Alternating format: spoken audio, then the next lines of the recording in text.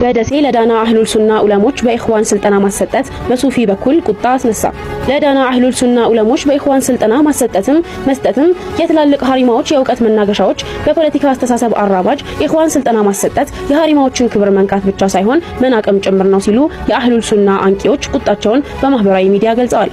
ባሳለፍነው ሳምንት በኢኽዋን የተመሰረተው ካስማ የተባለው ተቋም መስራች አማካኝነት በደሴ ከተማ ጧይፍ መስጂድ የተሰጠው ስልጠና መሰረቱ እድሜያቸውን ሙሉ ከኪታብ ጋር ላሳለፉ ዑለሞች ስለ ኺላፍ አፈታት አስተምራለሁ ማለትን ተከትሎ አንቂዎችን አስቆጥቷል። አንቂዎቹ የአህሉል ሱና ወልጀማዓ መሻይኮችን ከመስጂዳቸው ከመድረሳቸውና ከሚንበራቸው የሚያፈናቅላቸው አካል ባለበት በዚህ ወቅት የካስማ ኢኽዋናዊ ስልጠና ሱፊያውን ማህበረሰብ አቀባብሎ ለዋሃብያ ከመስጠት አይተናነስም ብለዋል። በስልጠናው ወቅት መድረሳዎችን ሙስሊም አይደላችሁም ብሎ ከሚያፈርሰው አካል ጋር አለሳልሶ የማቅረብ የሚመስለው ስልጠናው በትላልቅ የሃይማኖት ሊቃውንቶች ትችት መሰንዘሩንም ምንጮቻችን ገልጸዋል። ድርጅቱ ሲመሰረት አህሉል ሱናን መሰረት አድርጎ ያልተመሰረተና ሀሪማዎችን ኪታብ እንግዛ ቆርቆሮና አድስ በሚል ቀስ በቀስ ወደ አብዱል ወሃብና ኢብን ተይሚያዊ አስተሳሰብ ለመቀየር የተመሰረተ ድብቅ አጀንዳውን ይዞ ሀሪማዎችን የመጅሊሱ አጫፋሪ ለማድረግ ወደ ሀሪማዎች መጠጋቱ ቁጣ አስነስቷል።